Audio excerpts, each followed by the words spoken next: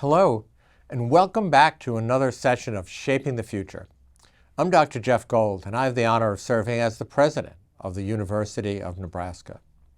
This series that we call Shaping the Future is about spotlighting remarkable individuals whose work inspires excellence and helps to shape our communities, our state, and the lives of those that they influence every day. And today is a really good example of that. I'm thrilled to be joined by Coach Dani Busboom Kelly. Coach Busboom Kelly is the head coach of Nebraska Volleyball, and she herself is a former national champion. Dani has built a coaching career defined by grit, innovation, and an unwavering commitment to her players' growth on and off the court. Under her leadership, Nebraska Volleyball continues its proud tradition of championship caliber play and, just as importantly, community engagement and national prominence. But beyond the wins, Coach Busboom Kelly is shaping the next generation of leaders. So, Coach, it's great to have you with us today and Thank you. be part of Shaping the Future. You're coming off an amazing weekend Thank you. Here in Lincoln. How does that feel, and how does the team feel about that? I think we're pretty confident after this weekend, and not just confident in our abilities, but the way we're training, the way we're scouting, the way we're prepared was really high level. And to have a new coach and new players, and I just thought it couldn't have gone any better. And quite the audience, of course, in Pinnacle Yes. Bank Arena. I mean, it was just all red, of course. Yes, Pinnacle Bank was unbelievable environment, so electric. Well, maybe it portends something for the future. Yes. Who We'll knows? see. We'll see. We'll definitely see. So, most importantly, welcome back to Nebraska. It's great to have you here. How does it feel? I mean, you've obviously played for us in championship level. You've coached for us, but it must be a very special feeling coming back. Yeah, it's been really special, like you said, just being close to home, close to family, but more importantly, just back in the state of Nebraska where people care about volleyball. They support athletics. They love our team. They love the players, and it's just a very warm feeling. And I had a tweet, I don't know, it was a few weeks ago. It's like, just warms my heart, and that's how you can describe it so simply. Just warms your heart to be back and to be here where so many people care.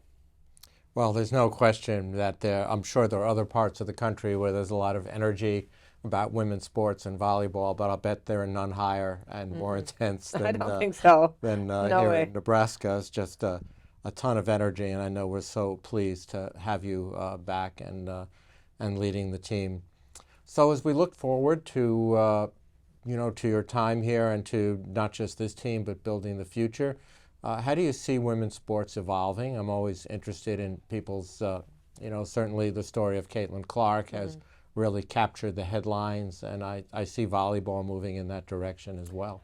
Now that the media is on board with women's sports and you can just see it growing year by year, it feels like we're going to take off. And not just volleyball, like you said, the women's basketball, gymnastics, softball, all these sports are soccer creating huge audiences and great TV ratings.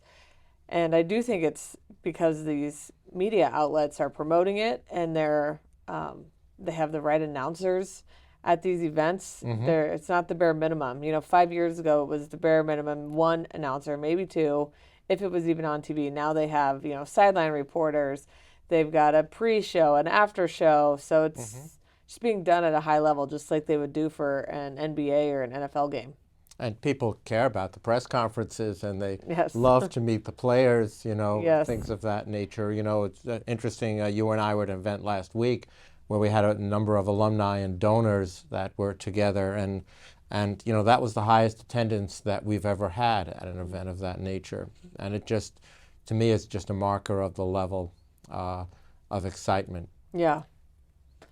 So give us an example of what a day in the life looks like for somebody such as yourself. I know you're a new mom, Yep. which is probably also exciting but demanding, right? Yes, for sure. So I'd say my days are changing all the time, depending on the age of the baby. But It's usually, get up and I try to schedule my day where I don't have a lot of things in the morning early so I can have that time to spend with my baby and my 3-year-old and we're not rushing off to school because I do miss a lot of bedtimes with practice and matches. So I want to be there in the morning. So usually spend a little bit of time at home and then get into the office and meet with our staff. We plan practice together every day and, go over things we want to work on. And I'm huge on collaboration. So that's part of a leadership style of mine. And I want our whole staff to have a lot of input in what we're doing each day. So we meet early in the morning. And that way, if things need to change or adjust, then we can do that as the day goes on. But typically meet with the staff and usually have video session with at least one player a day. Hopefully get a nice walk in. I call them productivity walks. So the staff member will join me and we'll walk around campus and then go to practice. And that usually lasts till about 5:36 and, hopefully be home in time for bedtime. All important. Yep. Believe me, you'll never get those times back. Right. And then, usually watch a little film of practice at home. But again, I've learned to really, when I'm home, to be present, whether that's with my kids or my husband, and to work when I'm at work. And everybody's going to have their own opinion, but I will tell you that balance is what's going to create sustainability into the future. Certainly, not that I hold myself up as an example of that, but I married well and turned into a great mom and a great parent as well. And what about recruiting? How much time does that take? We have different periods throughout the year of recruiting. So the spring's heavy recruiting, like early spring and then late summer. So those are heavy, traveling periods for us. But you need to be recruiting every single day. We always say that. Or whether it's texting recruits, talking to them, sending out emails, or making sure they've seen the videos. So just the connecting every day.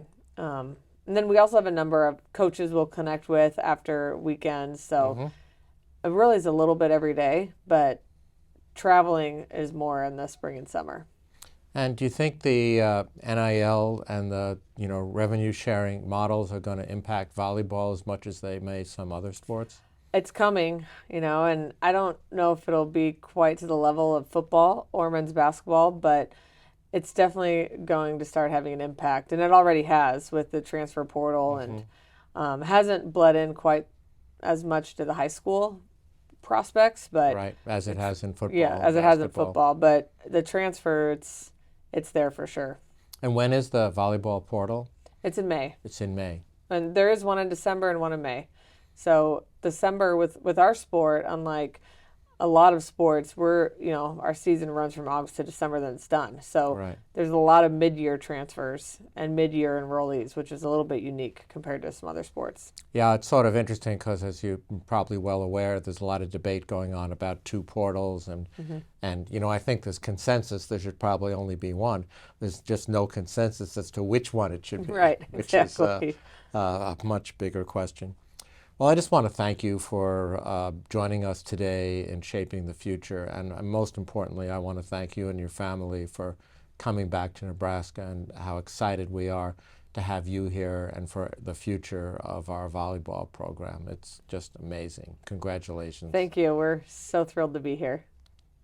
And thank you for joining us today on Shaping the Future.